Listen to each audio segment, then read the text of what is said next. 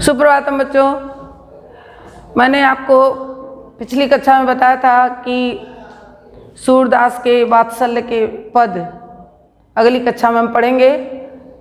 तो आप देखेंगे कि सूरदास ने भगवान श्री कृष्ण के वात्सल्य का वर्णन किस प्रकार किया है, ध्यान देंगे। कह रहे हैं कि हरि जू की बाल छवि कहों बरनी, हरि जू की बाल छवि कहों बरनी, सकल सुख की सीम कोटि मनोज शोभा हरनी, सकल सुख की सीम कोटि मनोज शोभा हरन, भुज भुजंग सरोज नयननि बदन विदुबत चितलरनी, रहे विबरनि सलिल नभ उपमा अपर दुति डरनी। ध्यान देंगे बच्चों, इसको फिर से पढ़ लीजिए। आप कहे थे कि बताएंगे कि क्यों सूरदास वात्सल्य रस के सम्राट हैं। ये पढ़ देना, बाद बता देंगे। पढ़ देना, पढ़ दे पूरा। अभी एक बार नहीं पढ़े, कहाँ पढ़ी है? अभी पढ़ने जा रहे हैं, बड़ा है। तो बताएंगे ना अभी अंत में। मंजू मेचक मृदुल तनु, अनुहरत भूषण भरनी, मनहु सुभग सिंगार शिशु तरु फर्यो अद्भुत फरनी, चलत पद प्रतिबिंब मणि आंगन घुटुरवनि करनी, जलज संपुट सुभग छवि भरी लेती उर जनु धरनी, पुण्य फल अनुभवति सुतहि बिलोकी कै नंद घरनी, सूर प्रभु की उर बसी किलकन ललित लरखरनी। बच्चों, आप देखेंगे कि सूरदास जी ने इस पद में किस प्रकार से श्री कृष्ण की शोभा का एक प्रकार से अतिशयोक्ति वर्णन भी है। आप जानते हैं कि सूरदास जी वात्सल्य का कोना कोना झांक आए थे, ऐसा कहा जाता है। क्यों? क्योंकि उन्होंने भगवान श्री कृष्ण के बाल रूप के प्रत्येक दृष्टिकोण से, बाल रूप के प्रत्येक दृष्टिकोण का बहुत ही सुंदर वर्णन, हर दृष्टि से उनको देखा, झांका है। जब वो घुटने के बल चल रहे हैं, जब वो गैया चराने के लिए जिद कर रहे हैं, जब वो माँ से माखन के लिए जिद कर रहे हैं, ऐसा लगता है जैसे सूरदास जी ने बहुत ही निकट से उनको देखा है, उनके हर क्रियाकलाप को देखा है। कहते हैं, मैया मैं नहीं माखन खायो, भोर भयो गैयन के पीछे मधुबन मोहि पठायो। अन्यत्र भी सूरदास ने भगवान कृष्ण के बाल लीला का ही वर्णन किया है। उनके बाल लीलाओं का इतना सुंदर वर्णन शायद और कोई कवि नहीं कर पाया है। यद्यपि तुलसीदास ने भी भगवान राम के बाल लीला का चित्रण किया है, लेकिन जो सौंदर्य सूरदास जी ने प्रस्तुत किया अपने पदों में, वह कहीं दिखाई नहीं पड़ता। यही कारण है कि उनको वात्सल्य रस का सम्राट कहा जाता है। सूरदास ने भगवान कृष्ण के सौंदर्य का वर्णन करते हुए कह रहे हैं कि हरि जू की बाल छवि कहों बरनी, कर कहाँ तक मैं उसका वर्णन करूँ जिसकी कोई सीमा नहीं है। मेरे पास उतनी क्षमता नहीं है, मेरे पास उतना सामर्थ्य नहीं है कि उनके बाल छवि, भगवान कृष्ण के बाल लीला का वर्णन मैं कहाँ तक करूं। हरि जू की बाल छवि कहों बरनी, कहाँ तक वर्णन करूं। भगवान कृष्ण के बाल स्वरूप का वर्णन कहाँ तक करूं। सकल सुख की सीम कोटि मनोज शोभा हरनी। बहुत बड़ी बात कह रहे हैं, ध्यान देना। कह रहे हैं कि सकल सुख की सीम, सीम माने सीमा, संपूर्ण सुखों की सीमा है कृष्ण का बाल स्वरूप। और कोटि मनोज शोभा हरणी, कोटि माने करोड़ों, मनोज माने कामदेव, मनोज माने कामदेव, यानी करोड़ों करोड़ों कामदेव के सौंदर्य को हरने वाला है उनका सौंदर्य। भगवान श्री कृष्ण का जो बाल छवि है वह कामदेव के भी करोड़ों को, जो कामदेव सबसे सुंदर देवता माने जाते हैं, लेकिन सूरदास जी क्या कहते हैं, उनसे भी उनकी तुलना करके कहते हैं कि करोड़ों करोड़ों मनोज माने कामदेव के शोभा को हर लेने वाले हैं, ऐसा सौंदर्य है उनका। भुज भुजंग सरोज नयननी बदन विदु जित लरनी। उनके जो भुजाएं हैं उनकी तुलना किससे की गई है, भुजंग, भुज भुजंग, उनकी भुजाएं कैसी हैं, सर्प के समान लंबी हैं, जो कि उनके भुजाओं के सौंदर्य के भय से जो भुजंग है वो विवरणी बिल में छुप गया है। सरोज नयननी, नेत्र कैसे हैं, कमल के समान, इतने सुंदर हैं कि वो जल में जाकर छिप गया है। बदन विधु, बदन माने मुख, मुख कैसा है, चंद्रमा के समान सुंदर, जो आकाश में विराजमान हो गया है। बदन विधु जित लरनी, रहे विवरणी सलील नव उपमा अपर दुति डरन। यही कारण है कि भुजंग अपने बिल में छिप गया, कमल जल में छिप गया, नभ नयननी नव बदन विदु उपमा विदु जित दूरी डरनी। अपनी उपमा के डर से ये सारे जो दूसरे लोग हैं वो छुप गए हैं। मंजु मेचक, मंजु माने सुंदर, मंजु माने सुंदर, मेचक माने घुघराले, मृदुल तनु, उनके केस कैसे हैं, अत्यंत ही सुंदर हैं और घुघराले हैं। मृदुल तनु, शरीर की शोभा कैसी है, अत्यंत ही कोमल, मृदुल तनु, अनुहरत भूषण भरण, आभूषणों से सुशोभित होते हुए, भूषण भरणी, आभूषणों से सुशोभित होते हुए दूसरे को अपनी ओर आकर्षित कर रहे हैं। कैसे, मनहु सुभग सिंगार शिशु तरु फरो अद्भुत फरणी। देखने से ऐसा प्रतीत हो रहा है मानो श्रृंगार रूपी शिशु का जो वृक्ष है, फरो अद्भुत फरणी, अद्भुत फलों से लदा हुआ है। देखो यहाँ पर मनहु उत्प्रेक्षा अलंकार भी है और रूपक अलंकार भी है। मनहु सुभग सिंगार शिस्तरु, इसमें तीन तीन अलंकार हैं, उत्प्रेक्षा है, अनुप्रास है और रूपक भी है। अद्भुत फरणी, अत्यंत ही अद्भुत फल से लदा हुआ है। और क्या कर रहे हैं, चलत पद प्रतिबिंब मणि आंगन घुटुरवन करनी,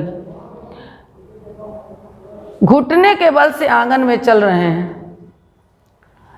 घुटने के बल से आंगन में चल रहे हैं। तो चलते समय जो उनके पैर के प्रतिबिंब है, जो उनके पैर की परछाई है, मणि आंगन, आंगन में मणियाँ जड़ी हुई हैं, उस मणियों में अत्यंत ही सुंदर रूप से झलक रहे हैं। कैसे, जलज संपुट सुभग छवि भरी लेत उर जन धरणी, जिसको देख के ऐसा प्रतीत हो रहा है मानो जलज माने कमल, जलज माने कमल, कमल के संपुट, खिले हुए जो सुंदर कमल के संपुट हैं, छवि भरी लेत उर जन धरण, मानो पृथ्वी इनके सौंदर्य को अपने हृदय में धारण कर रही है। उर माने हृदय, उर माने हृदय, धरणी पृथ्वी, धरणी पृथ्वी, पृथ्वी जो है अपने हृदय में इनके सौंदर्य को धारण कर ले रही है। आंगन में सुंदर मणियाँ जटी हुई हैं नंद बाबा के। भगवान कृष्ण घुटने के बल चल रहे हैं और उनके पैर का जो प्रतिबिंब है उसमें इस प्रकार से झलक रहा है मानो कमल के समूह हों और जिसे पृथ्वी स्वयं अपने हृदय में धारण कर रही हो।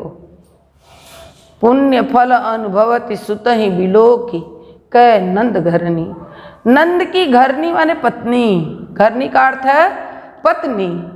नंद बाबा की जो पत्नी यशोदा माता हैं वह अपने पुत्र के इस पुण्य को, इस सौंदर्य को देखकर अपने पुण्य फल का अनुभव कर रही हैं। सोच रही हैं कि प्रारब्ध में उन्होंने कितना बड़ा पुण्य किया है जो आज साक्षात परमेश्वर के बाल रूप का इतना सुंदर आनंद उनको मिल रहा है। कह रहे हैं कि जो सुख सूर अमर मुनि दुर्लभ सो सुख नंद भामिनी पावे। कहा भी है कि जो सुख सूर अमर मुनि दुर्लभ, जिस सुख के लिए अनेक देवता सूर मुनि तरसते रह गए, दुर्लभ था उनके लिए, वह सामान्य रूप से नंद की घरनी यशोदा माता को प्राप्त हो रहा है। उसी का वर्णन है कि पुण्य फल अनुभवति सुतहि बिलोकी नंद के घरनी। वह नंद की पत्नी माँ यशोदा अपने पुत्र के इस वात्सल्य रूप को देखकर आनंदित हो रही हैं।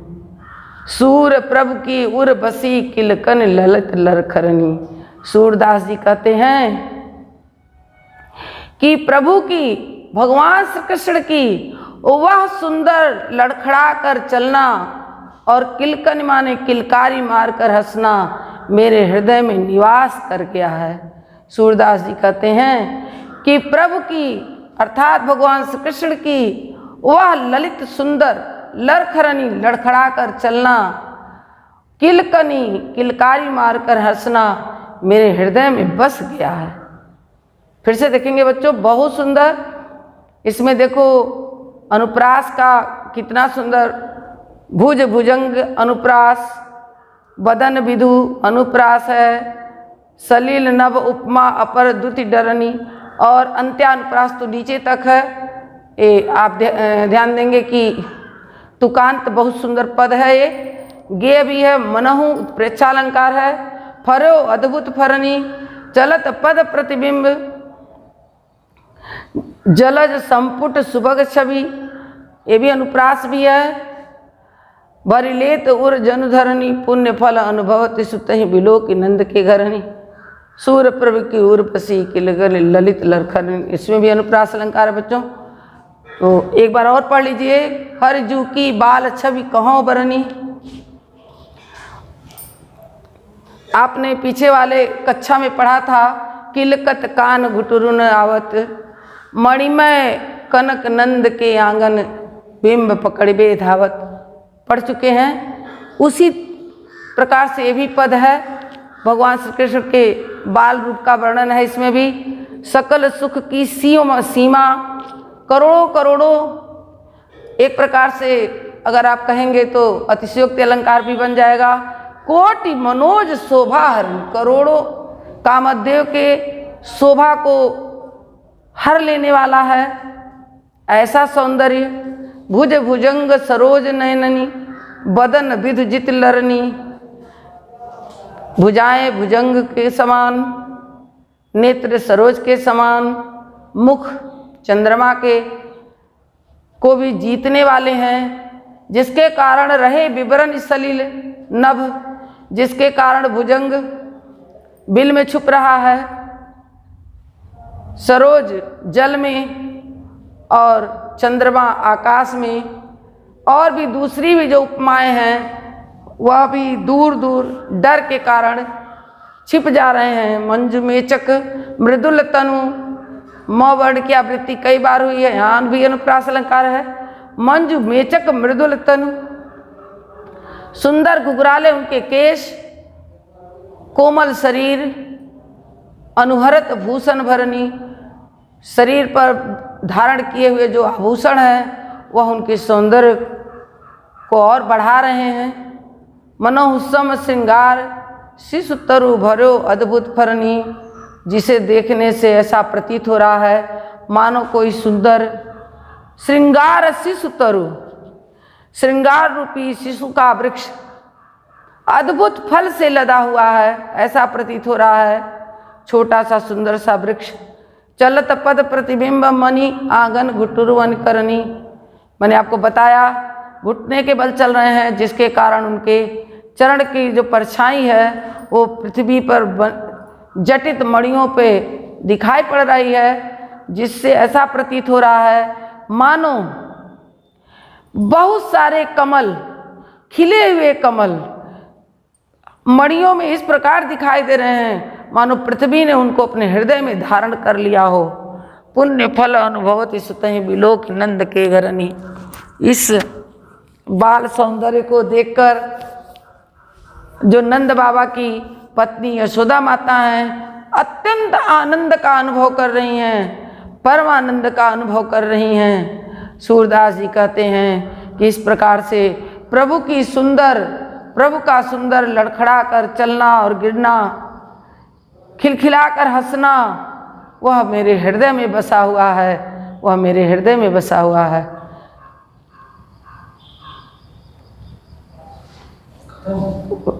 एक पद खत्म हो गया तो ऊपर बढ़ाएं कि अभी एक को बढ़ाएं कि खत्म हो गया ना, इसका और शुरू होगा। बच्चा हमारे क्लास में तो हो गया टाइम, एक पद पढ़े। ठीक है, 16 मिनट हो गए, बहुत ठीक है। तो बच्चों आज की कक्षा में बस एक पद यही पढ़ेंगे, इसको आप दोहरा लेंगे, थोड़ा बड़ा है पद और परीक्षा की दृष्टि से इम्पॉर्टेंट भी है, इसलिए आप इसे ध्यान से पढ़ लेंगे। इनसे संबंधित जो प्रश्न हैं हम आपको पाठांत के बाद में लिखवाएंगे, पढ़ाएंगे। आगे हम लोग भ्रमर गीत पढ़ेंगे। भ्रमर गीत में सूरदास ने वियोग श्रृंगार का वर्णन बहुत सुंदर किया हुआ है। वियोग श्रृंगार, क्योंकि भ्रमर गीत उस समय का वर्णन है जब भगवान श्री कृष्ण वृंदावन से मथुरा चले जाते हैं, उसके बाद का वर्णन है। इसलिए आगे का जो पद हम लोग पढ़ेंगे वह भ्रमर गीत है जो श्रृंगार रस से ओतप्रोत है। तो आज के लिए इतना बच्चों, धन्यवाद, नमस्कार।